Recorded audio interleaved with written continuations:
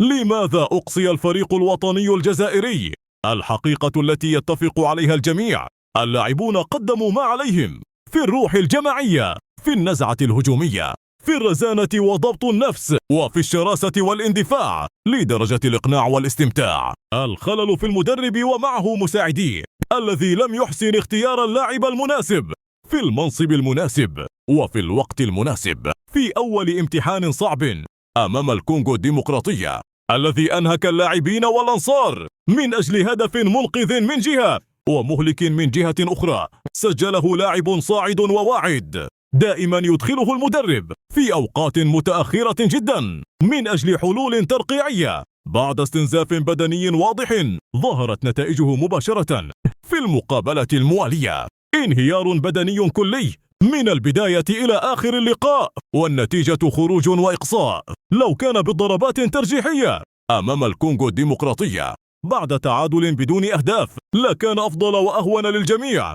من الانهيار المؤسف أمام نيجيريا. المؤسف أكثر من ذلك أن تأتي في الأخير أسماء أكل الدهر عليها وشبع من مسؤولين معلقين ومحللين يرمون كالعادة أسباب الفشل والهزيمة على التحكيم أو على نقص التجربة والخبرة للاعبين والمدربين في المنافسات الإفريقية، وكأن الجزائر حقل كروي يدخله مدرب أوروبي أو غيره لكسب الخبرة في إفريقيا وليخرج منه إلى اتجاه آخر بدون إنجاز فعلي للجزائر على حساب المواهب المحلية التي تحتاج إلى تشجيع وتحفيز وفرصة لكسب الخبرة والمهنية من المنافسات الدولية. أما اللجوء إلى الخبرة الأجنبية تكون إلا في الحالات الاستعجالية عندما نريد تحقيق الهدف وبسرعة، لكن أن ننتظر سنين وقرون حتى يكتسب الأجنبي التجربة والخبرة بعد استنزاف الرجال والأموال، فإن المدرب المحلي أولى وأفضل،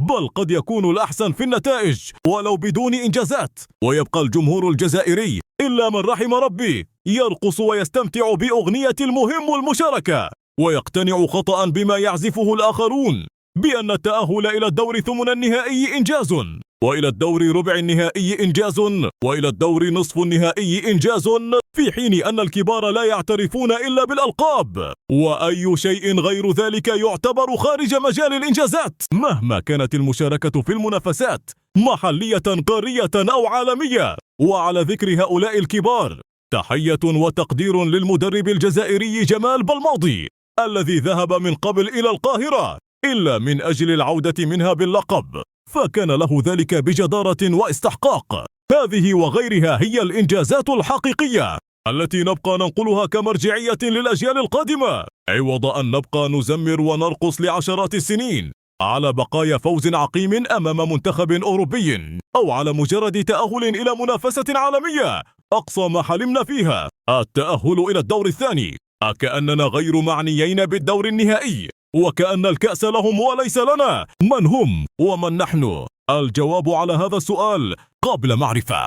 لماذا أقصي الفريق الوطني الجزائري؟ الشكر موصول إلى الصغير الكبير رفيق حليش ومعه رفيق صيفي، اللذان أصبحا أكثر من لاعبين قدامى بل محللين من العيار الثقيل نتشرف بهما في المجالس الكروية العالمية.